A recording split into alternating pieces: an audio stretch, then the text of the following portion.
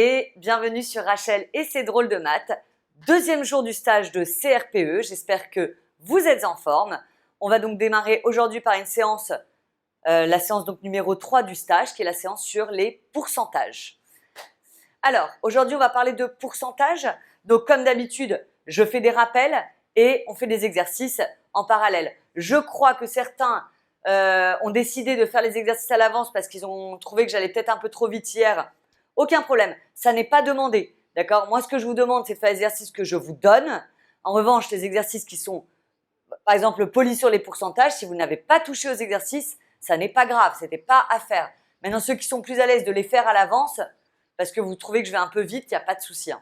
Faites-le à l'avance, comme ça, vous êtes à l'aise. OK? Alors, pourcentage, je voudrais déjà faire quelques petits rappels, parce que je ne vous avais pas demandé de regarder de replay sur les pourcentages. Donc, rappel numéro 1. Rappel numéro 1.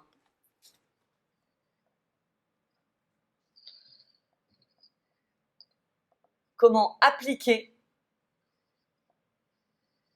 un pourcentage? Qu'est-ce que ça veut dire appliquer un pourcentage? Quelqu'un peut m'expliquer ce que ça veut dire?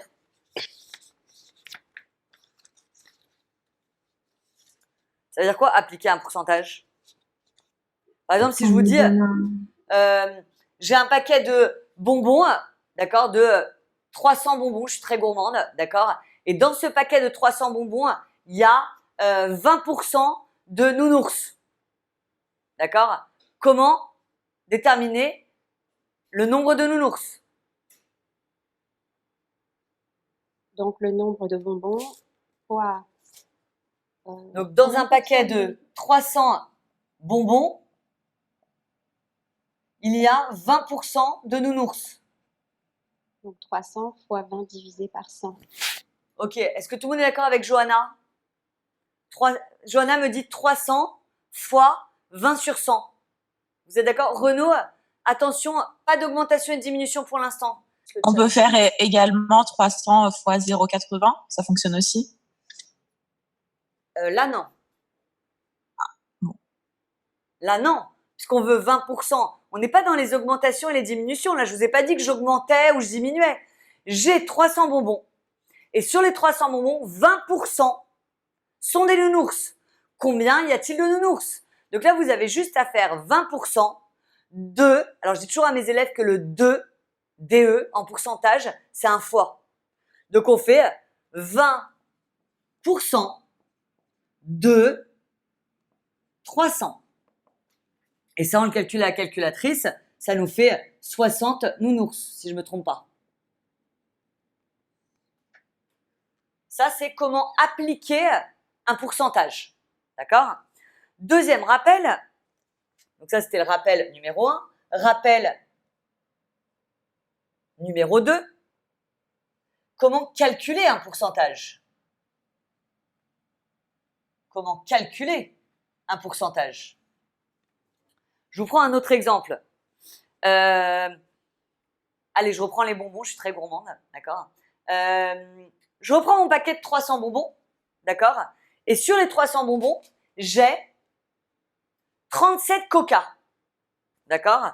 Donc, j'ai toujours mes 300 bonbons et dont 37 coca, d'accord? Quel est le pourcentage de coca? Là, je vois Julien qui m'écrit 37 divisé par 300 fois 100. Qu'est-ce qu'il y a, Johanna? Non, j'allais dire qu'on fait 37 divisé par 100. On a le coefficient multiplicateur 0,123. Alors, attention, je te reprends, Johanna. Le coefficient multiplicateur ne marche que pour les augmentations et les diminutions. Encore une fois, je ne suis pas là encore. D'accord. Ok. Là, j'ai 300 bonbons. Et dans ces 300 bonbons, j'en ai compté 37 coca. Je veux savoir le pourcentage de coca. Donc là, tu prends le 37 divisé par le nombre de bonbons total, 300. Alors là, si je m'arrête là, ça va me donner une probabilité. Quand est-ce qu'on a dit qu'on faisait les probabilités? Je crois que c'est vendredi, hein, d'accord? On y reviendra, vous inquiétez pas. Moi, je veux pas une proba, là, je veux un pourcentage, ça se ressemble, hein. Donc, qu'est-ce qu'on fait? On n'oublie pas de faire fois 100. Et si vous tapez 37 sur 300 fois 100, je le fais aussi. Parce qu'évidemment, j'invente tous ces nombres-là. Donc, 37 sur 300 et fois 100, ça nous donne donc 12,3. Paul, il m'a arrondi à l'unité, hein. Donc, moi, je vais arrondir au dixième. 12,3% de coca. Troisième rappel. Si je vous demande de retrouver, un peu plus dur là, retrouver une quantité qui a subi un pourcentage. Rappel numéro 3, retrouver une quantité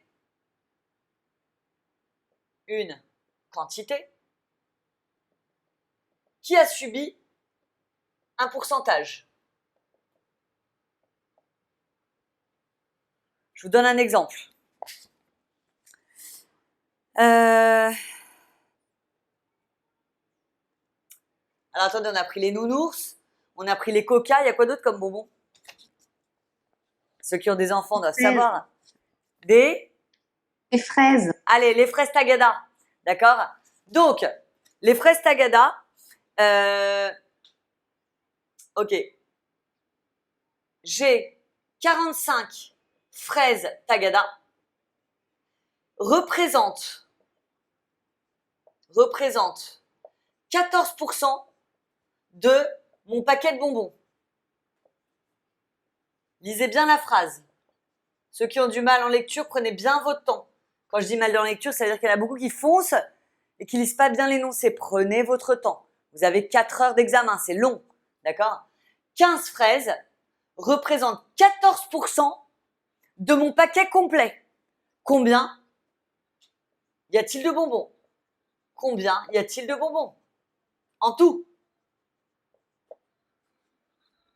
Qui a une idée?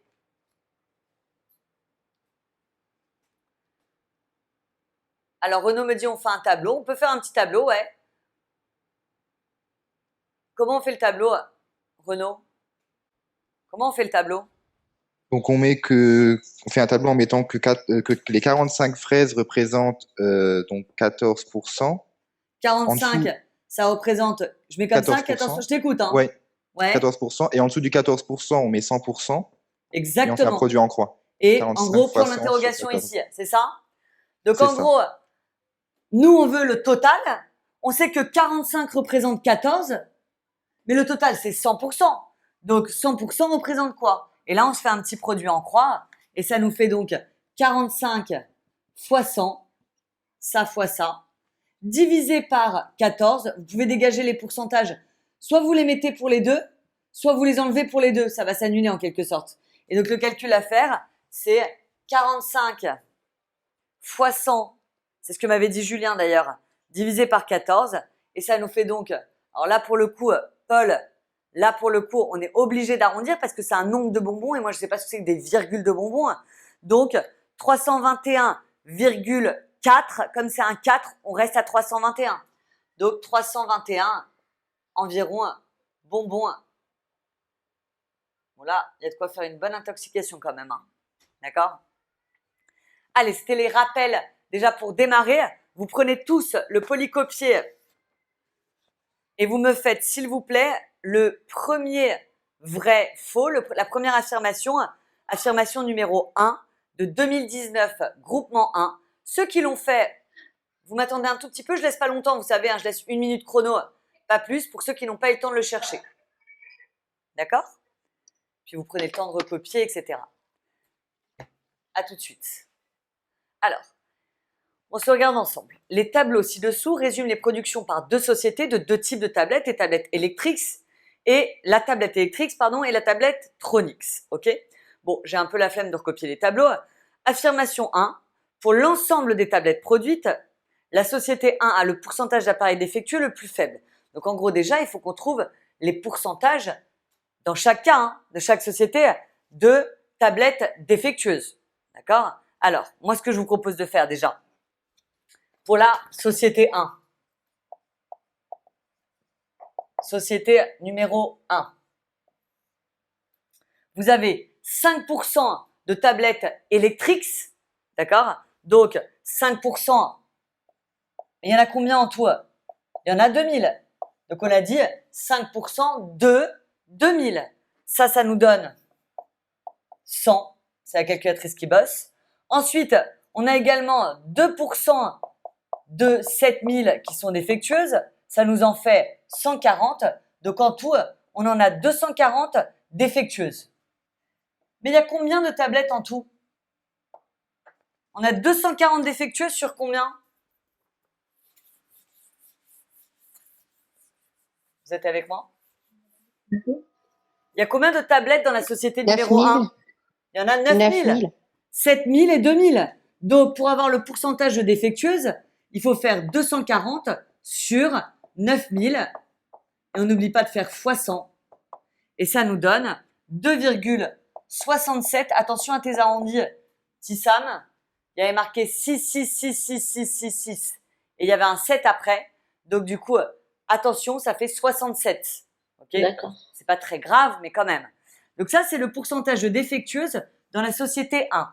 On fait exactement la même chose dans la société numéro 2. Donc, on a 3% d'Electrix, c'est-à-dire il y en a 6000. Ça nous donne 180.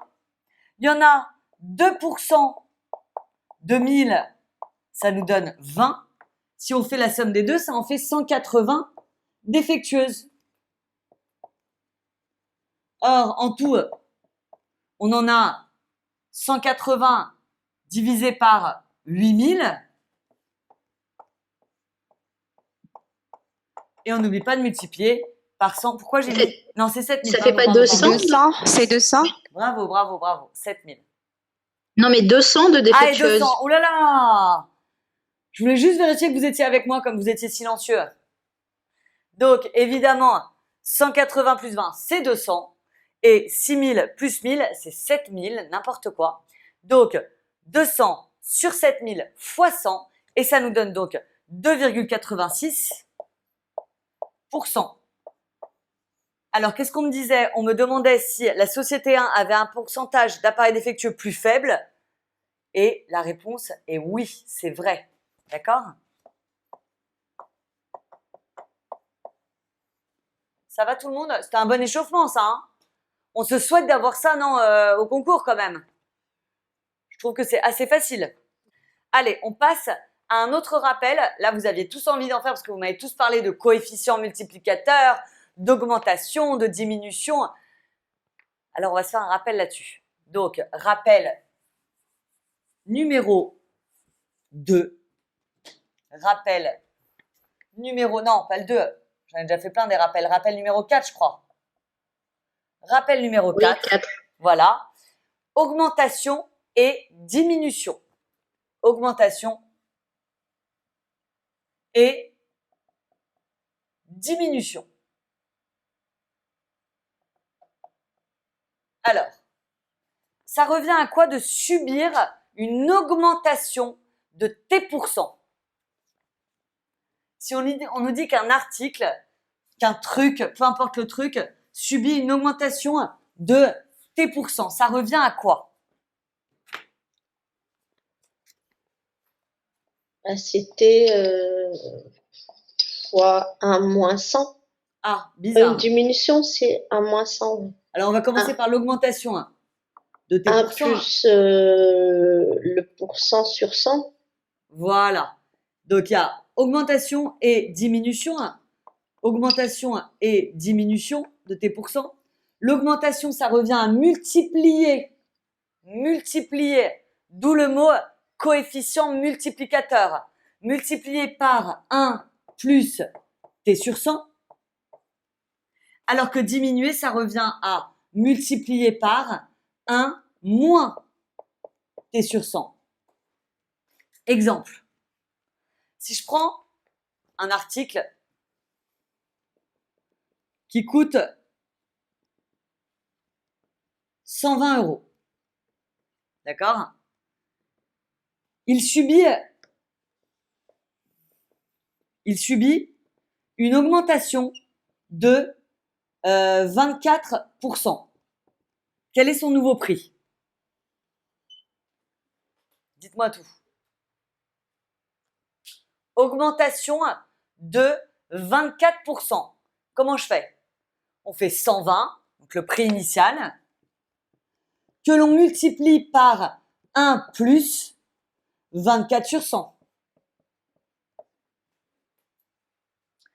1 plus 24 sur 100, ce truc-là, là, si vous le tapez à la calculatrice, ça me donne 1,24. 1,24. Donc ça fait 120 fois 1,24. Et c'est égal à 148,8. Ok? Le 1,24 qu'on a trouvé, c'est le fameux coefficient multiplicateur. D'accord? Ce truc-là, là, qu'on calcule, et celui-là, ça, c'est les coefficients. Coefficients multiplicateurs. On va mettre un S même, c'est des coefficients multiplicateurs. D'accord? Alors, qu'est-ce qu'on peut dire du coefficient multiplicateur? On fait une petite pause de 2 secondes là. À quoi il sert ce coefficient multiplicateur? Qu'est-ce qu'on peut déduire de ce coefficient multiplicateur?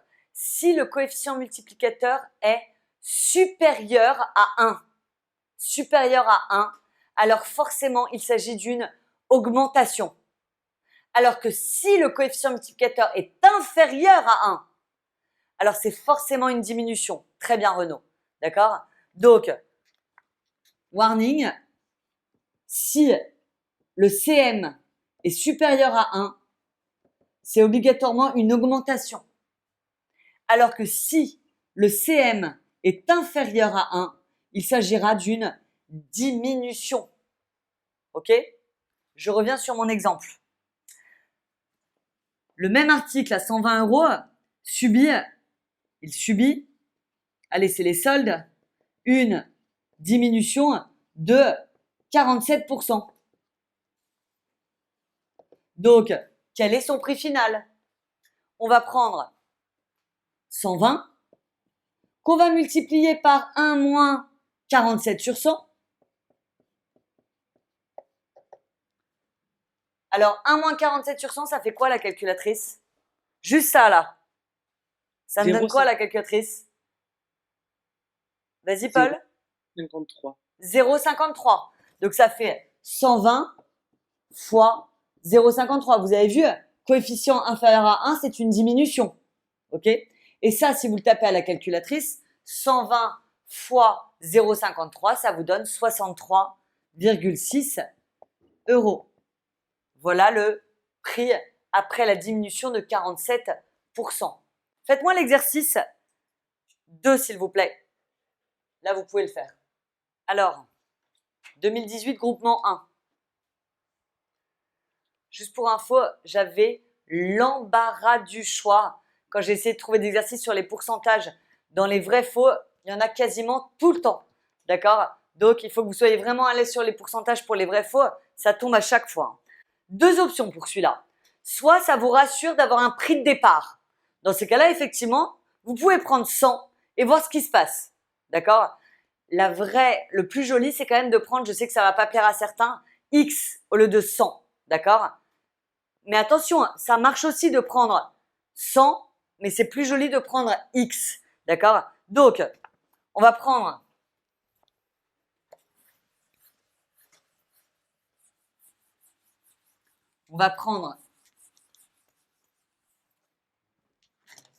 X. Il subit une baisse de 30%. Stop! Vous traduisez tout de suite en coefficient multiplicateur.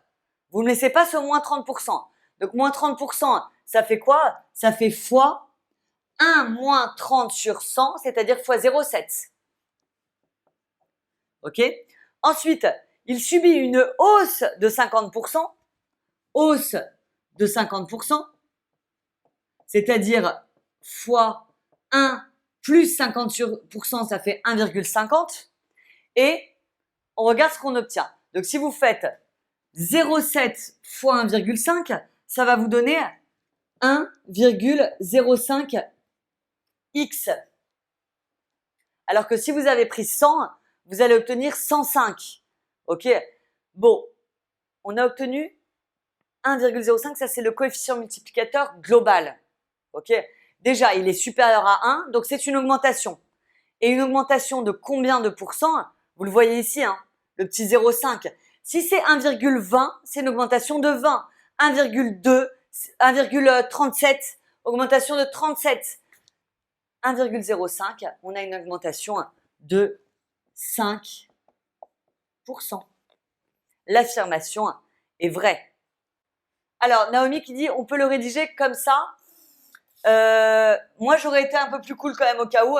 J'aurais pris mon temps en disant, prenons, tu vois, alors il y a un truc que je vais vous dire en termes de rédaction qui est très apprécié des profs de maths, c'est la première personne du pluriel, d'accord? Donc, prenons, déterminons, calculons, ils adorent, d'accord? Donc, prenons, il parle d'un article là, prenons un prix de X euros, d'accord? Donc là,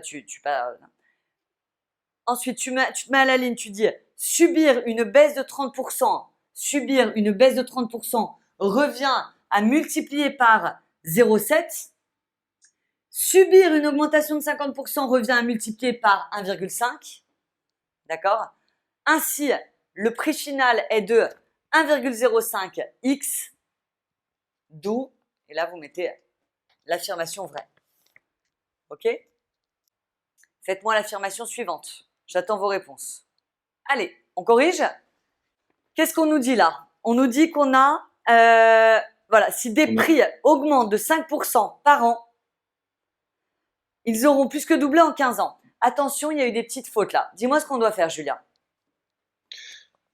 J'aurais déjà mis en coefficient multiplicateur de 5%, donc 1,05. Voilà, une augmentation de 5%, on transforme tout de suite en coefficient multiplicateur et ça fait 1,05. Ok? Et comme on renouvelle 15 fois l'augmentation. On renouvelle 15 fois l'opération. Attention à ceux qui m'ont fait x15. C'est pas x15. C'est ça qu'on fait 15 fois d'affilée. Donc en fait, ça fait fois 1,05, fois 1,05, etc., etc., etc., 15 fois d'affilée. Donc le résultat à la fin, c'est 1,05. 1,05 puissance 15. Puissance 15 fois le x de départ. Alors ceux qui ont pris 100, il n'y a pas de problème, hein. Je préfère x, mais c'est pas grave. Ok? Du coup, ça me donne, t'as calculé ça. Alors ça, t'as pas réussi à le calculer, Julien, mais je vais regarder comment t'aider. Et ça nous donne 2, attention, qui a fait une petite faute de frappe, elle va se reconnaître, 2,07. Donc ça me donne 2,07 x. Alors on a une augmentation de 107%. Donc ça exactement, on a une augmentation de 107%, c'est-à-dire qu'on a plus que doublé. Vous savez, une augmentation de 100%, ça veut dire doubler. Donc, augmentation de 107%, c'est encore mieux que doubler. D'accord? T'as vu, Nora, ta faute? Juste une chose. Julien, il nous a dit hyper naturellement, ouais, ça, c'est une augmentation de 107%. Est-ce que... Alors, attends, Lucie qui me dit, est-ce qu'on arrondit à 208? Attends, je regarde. Peut-être moi qui ai fait une faute, hein. Peut-être moi qui ai fait une faute. 1,05 puissance 15, ça me donne quoi cette histoire? 2,07 et t'as raison, il y a un 8 après. Donc, en théorie, je dois même arrondir à 0,8. Bravo. De toute façon, on a plus que doublé, hein. On est d'accord? Alors, juste une chose, est-ce qu'il y en a qui ont du mal à passer de coefficient multiplicateur à revenir au pourcentage initial? J'ai une petite formule pour vous. Je vous montre. Rappel numéro 5. Rappel numéro 5. Comment passer du CM au pourcentage? Alors, il y a une formule à connaître. C'est, vous faites CM moins 1, le tout fois 100, et ça va vous donner votre pourcentage. Je vous fais un exemple. Si je vous dis qu'on a un coefficient multiplicateur de, alors j'en prends un très facile déjà, 1,42. On l'avait dit tout à l'heure, hein, 1,42, c'est une augmentation de 42. Venez, on vérifie que ma formule marche. On fait le coefficient multiplicateur moins 1 fois 100. Et ça nous fait 0,42 fois 100, c'est-à-dire 42%. Augmentation de 42% même. Plus dur, si je vous dis 0,37. Déjà, c'est une augmentation ou une diminution, hein? Une diminution. Puisque c'est inférieur à 1. Donc, on prend le 0,37 moins 1 et on fait fois 100. Tapez-moi ça à la calculatrice pour voir. 0,37 moins 1, le tout fois 100. Ça fait moins 63. Combien? 63. Moins, attention, le moins est important, moins 63%. Et on retrouve bien la diminution avec le moins là. Et du coup, bah là, avec le 2,08, Julien, on va vérifier ce qu'il a dit. 2,08, et ben ça fait 2,08 moins 1 fois 100, c'est-à-dire 1,08 fois 100, c'était bien 108%. Ça, c'est très pratique. Si on vous dit, si on vous donne le coefficient multiplicateur et vous devez retrouver le pourcentage, c'est extrêmement pratique. Ça va? Alors, je voudrais vous faire un autre rappel. Est-ce que vous savez, quand vous avez un prix de départ et un prix d'arrivée, comment retrouver l'augmentation ou la diminution entre les deux? Moi, j'avais une formule. Ouais. C'était valeur finale moins valeur initiale que divise la valeur initiale fois 100. Ça me plaît, hein? Ça me plaît beaucoup, Amélie. Excellent ce que tu viens de me dire. Donc, rappel numéro 6. Comment retrouver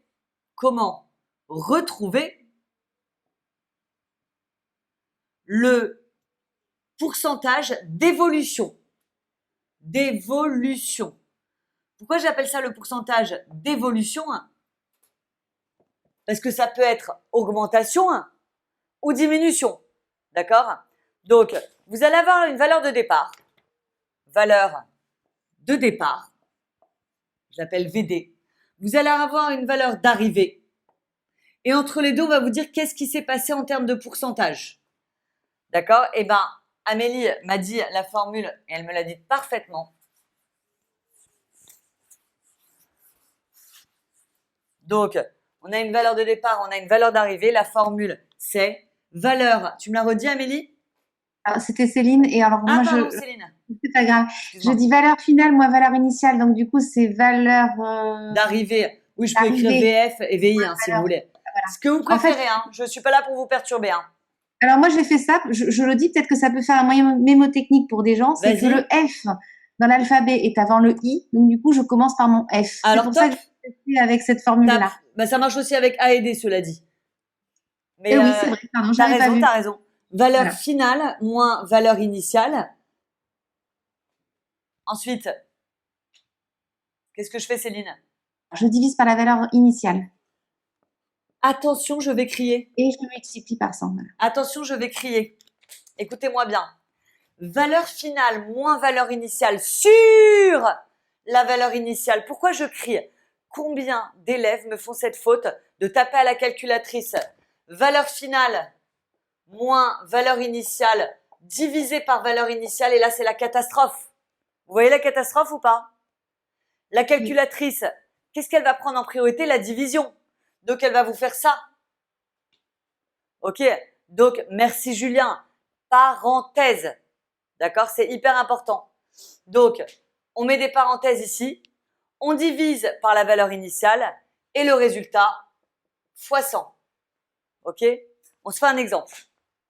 Allez, un article coûte, exemple, 44 € avant les soldes, et après les soldes, il coûte 39 €. Après, quelle a été l'évolution, s'il vous plaît? Allez-y. Donc, avant les soldes, 44.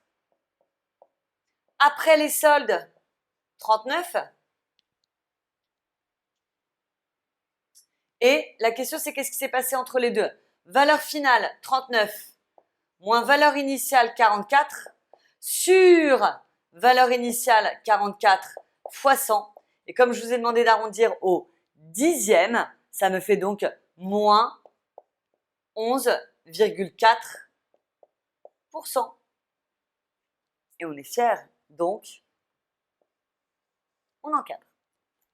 Ok? Allez, on continue. Donc,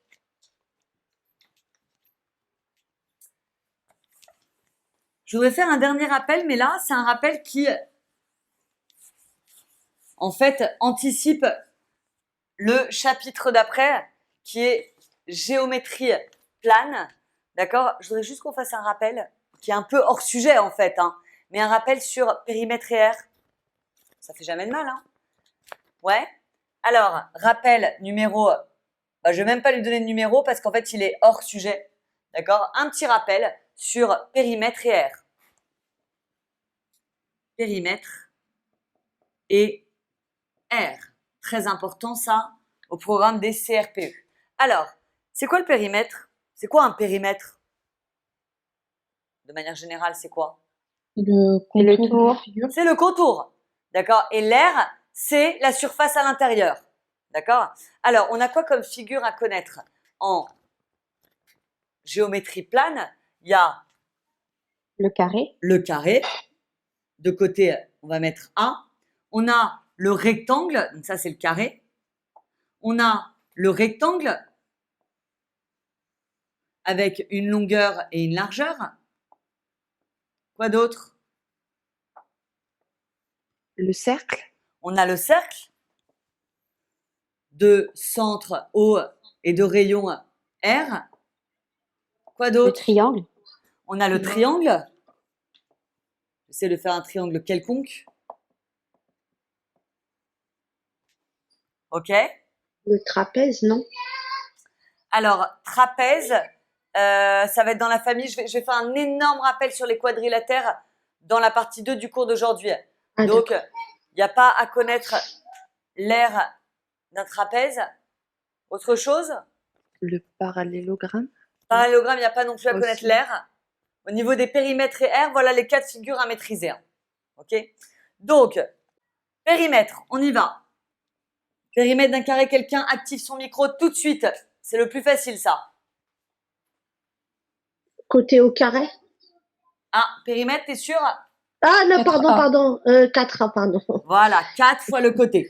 Alors que l'air, Côté au carré. voilà, côté au carré, A au carré. Oui. Ok. On continue, rectangle. Longueur fois largeur fois 2. Alors, longueur plus largeur. Pardon, Longueur oui, plus. largeur, plus longueur, plus largeur. Ça fait de 2 fois longueur plus largeur. Et l'air, Longueur fois largeur. longueur fois largeur. Ah, le cercle. Alors, ça fait quoi le périmètre du cercle? 2pi fois r. Alors que l'air, 2pi. Non. Non, c'est Non. pi au carré. Non. Sur Non. 2 fois pi fois r. Pierre carré. Pi R2. pi r carré. Oui, Voilà. Pi carré. r carré. Regardez, moi j'ai une technique pour celui-là, pour le retenir. Donc un coup le 2 il est en bas, un coup le 2 il est en haut. Mais un périmètre, ça se calcule en quoi? En centimètres ou en mètres ou en décimètres. Alors que une aire, ça se calcule en mètres carrés, centimètres carrés, décimètres carrés. Vous entendez le carré? Carré pour l'air. Et là, il n'y a pas de carré, donc périmètre. C'est comme ça que je le retenais, moi. Ensuite, le triangle. Bon, le périmètre, il suffit de faire la somme des côtés. Hein. C'est la somme des côtés, il n'y a pas de formule. Par contre, l'aire, c'est quoi l'aire d'un triangle? C'est pas la base fois la hauteur divisée par 2. Exactement. Base fois hauteur. Alors, base, c'est quoi la base? Moi, j'ai toujours aux élèves, c'est ce qui est au sol, la base. D'accord? Donc, base fois hauteur divisé par 2. OK?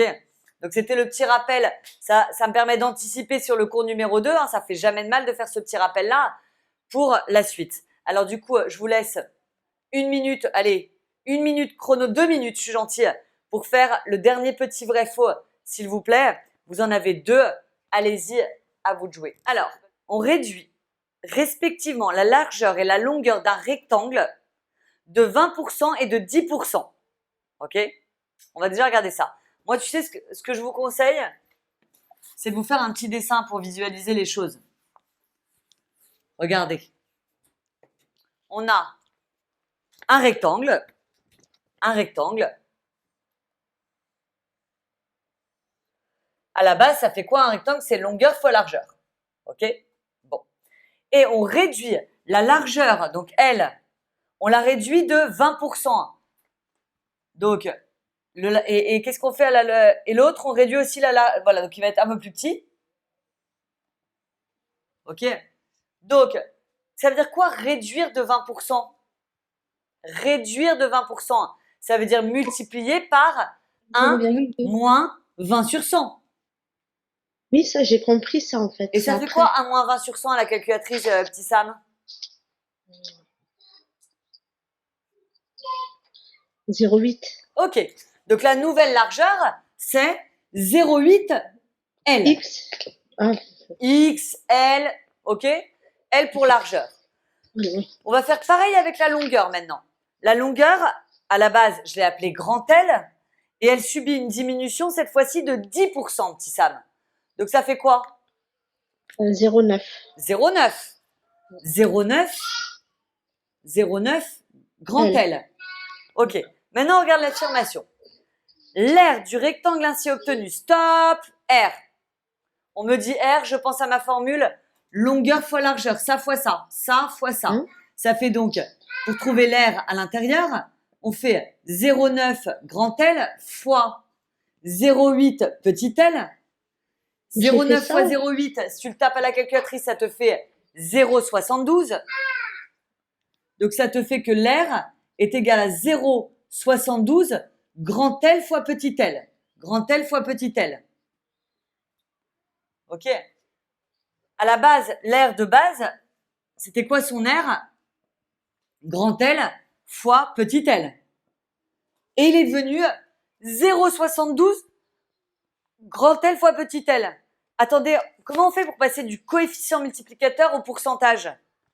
C'est la méthode, le rappel numéro 5, je crois. On fait 0,72 moins 1 fois 100. Et là, tu vas avoir moins 28%. Conclusion, l'affirmation est vraie. Si par exemple pour cet exercice on prend on prend des valeurs par exemple longueur 5 et largeur Vous adorez 4. faire ça. Hein. Ah là là là là, vous aimez. Hein. Vous aimez retirer les X, retirer les lettres et mettre des chiffres à la place. Je sais, j'ai vu hier hein, dans vos exercices, par exemple avec l'exercice des n carrés, la moitié, au moins la moitié d'entre vous, vous n'avez pas essayé de faire avec du n, vous avez fait avec du 4, du 5. Ça vous rassure. Ok, tu peux faire ça Amélie déjà dans un premier temps. Sur une feuille de brouillon pour voir déjà, ça va te donner une idée si c'est vrai ou faux. Donc, prendre des valeurs assez simples, comme par exemple 10 et 5, enfin des choses très, très, très simples. D'accord? Et tu vois ce qui se passe. L'avantage de faire ce que tu dis là, Amélie, c'est que si le résultat n'a pas été diminué de 28%, alors tu peux dire d'office que c'est faux. Vous comprenez ce que je dis ou pas? Oui, oui, oui. Donc attention, hein, en prenant des valeurs qu'on choisit nous-mêmes, si on trouve un résultat qui n'est pas le bon, ça s'appelle un contre-exemple. Et quand on donne un contre-exemple dans les affirmations, ça suffit pour dire que c'est faux. Mais ça ne suffira pas, Amélie, pour dire que c'est vrai, malheureusement. Vous comprenez ce que je veux dire ou pas? Donc on donne un contre-exemple seulement quand c'est faux. Bah, en fait, tu peux prendre un brouillon, toi, pour te rassurer et te dire, allez, vas-y, je prends 2 valeurs. Venez, on le fait, tiens, pour voir. Je prends 2 valeurs. Donnez-moi une longueur facile. Allez, un truc facile, 10. et une largeur, je sais pas moi, je prends 8. Ok, je prends 10 et 8. On me dit qu'on diminue de 10%, la longueur. Ça fait quoi 10 fois 0,9? Vous m'aidez ou pas? Elle est de combien la nouvelle longueur? 9. Ça fait quoi 8 moins 20%, c'est-à-dire fois 0,8? 10 fois 0,8. Si je me trompe pas, ça fait 6,4. Hein? Oui, c'est ça. D'accord? Et du coup, le nouveau, là, à la base, il faisait combien l'air? 80. Et là, si on fait 9 fois 6,4, ça fait 57,6. Ça permet de réutiliser la formule là. La formule, c'est d'ailleurs Orlan qui va me le faire. La formule pour trouver le pourcentage d'évolution entre les deux. Valeur de départ, valeur d'arrivée. Valeur finale, valeur initiale. Orlan, tu m'actives ton micro? Qu'est-ce que ça fait? C'est la valeur d'arrivée moins la valeur de départ Donc, divisé par la valeur de départ. Voilà, tu me le fais. 57,6 moins 80 sur 80. Bravo, fois 100. Et là, on tape ça à la calculatrice, tout le monde, et vous me dites ce que vous trouvez. Je le fais aussi. Moins 28. Ok, ça Non. nous fait moins 28. Et là, ma question, c'est la question du jour. Est-ce que ça suffit pour dire que c'est vrai? Alors attention, hein, je ne suis pas encore une assez grande pro du CRPE pour savoir à quel point ils sont durs dans la notation ou pas de ce genre de questions. Moi, personnellement, un élève me fait ça, je lui mets pas 0, mais je lui mets pas tous les points non plus. D'accord? C'est pas parce que ça marche sur un exemple, celui qu'on a choisi nous, que ça marche pour tous. Ok? Maintenant, c'est quand même une bonne idée. J'aurais récompensé l'élève, mais j'aurais pas mis tous les points. D'accord? Excuse-moi. Au CRPE, c'est ce qui se passe. C'est qu'effectivement, on peut, si on ne sait pas comment faire, on peut conjecturer en disant. Voilà. Mais on n'a pas tous les points. C'est exactement comment j'aurais noté moi en tant que prof, quoi. Et quand je note au bac, c'est comme ça que je le fais. C'est-à-dire, je récompense quand même. C'est sévère, hein, Rachel. Moi, je suis très sévère, moi. Très sévère. Vraiment très sévère. Quand on ne sait pas faire, c'est toujours bien de grappiller des points. Donc complètement. Non, mais complètement. Et l'idée était bonne en plus. Hein. L'idée était bonne. De dire, bon, j'y arrive pas. Mais moi, ce que je vous conseille de faire, c'est au brouillon, vous essayez avec des valeurs. Si, par exemple, j'avais trouvé moins 22%, stop! J'ai trouvé un contre-exemple. Donc, vous dites, par exemple, en prenant ça et ça, on obtient une diminution de 27%. L'affirmation est fausse. Et là, vous avez tous les points. C'est génial. Malheureusement, si on trouve 28%, ça peut être vrai, ça peut être faux. Donc, vous prenez un risque de ne pas y arriver. Donc là, il faut repasser en mode lettres. Mais du coup, comme vous aurez réussi tout ça en mode chiffre, je pense que le mode lettres sera plus simple pour vous. Mais par exemple, si on fait mode lettres et on fait un petit exemple en mode chiffre, c'est bon. Non. Moi, j'aurais pas fait les deux en fait. C'est-à-dire que soit tu fais le mode chiffre pour montrer que c'est faux, soit tu fais le mode lettres pour montrer que c'est vrai. Mais voilà. Allez, il nous reste 1 minute, je vous signale, pour faire la dernière affirmation. Et ensuite, comme ça, on passe à la géométrie. Donc, un rectangle a une largeur et une longueur qui mesurent 6 et 9. Ça va vous plaire là. On vous donne les résultats. Donc là, il n'y a pas besoin de mettre des L et des L. On a une longueur qui mesure, combien ils me disent? 6 et 9 là. 6 et 9. 9 et 6. Ok. On réduit la largeur de 20. Et la longueur de 10. Comme tout à l'heure d'ailleurs. Hein. Donc lui, de 9, il passe à 9 fois 0,9. Ça fait donc 8,1. Et lui, on le réduit de 20%. 6 fois 0,8 qui me fait 4,8. Ok. Mais là, ce qui m'intéresse, c'est pas l'air, c'est le périmètre. Alors, on a dit que le périmètre, c'était 2. Périmètre, c'est 2 fois longueur plus largeur. C'est-à-dire 2 fois 9 plus 6, qui fait 15, ça fait donc 30. 30 cm, 30… ouais, là, il faut mettre des centimètres là, parce qu'il y a des centimètres dans l'exercice. OK? Le nouveau périmètre, je vais l'appeler P'. P', c'est 2 fois 8,1 plus 4,8. Ça me donne donc 2 fois, bon, j'ai fait le calcul direct, moi, 25,8 le résultat. Centimètres. Ok, là, vous avez deux options possibles. On vous dit dans l'affirmation que le périmètre ainsi obtenu a diminué de 15%. Donc, première option, vous faites ça, moins 15%, et vous regardez si ça fait ça. Comment on fait moins 15% fois 0,85. Ça, fois 0,85. Et vous allez voir que vous allez trouver, moi j'ai trouvé personnellement, je sais plus, d'accord, 30 fois 0,85. 25,5. Merci. Est-ce qu'on obtient un résultat qu'ils veulent? C'est pas bon, hein? Non. D'accord? Donc pas l'affirmation est fausse. Option 1, ça marche très bien. Différent de 25,8. Autre option, vous n'utilisez pas le résultat de l'affirmation, vous utilisez le point de départ et le point d'arrivée. On utilise la formule, je vais l'appeler la formule d'Orlan. D'accord?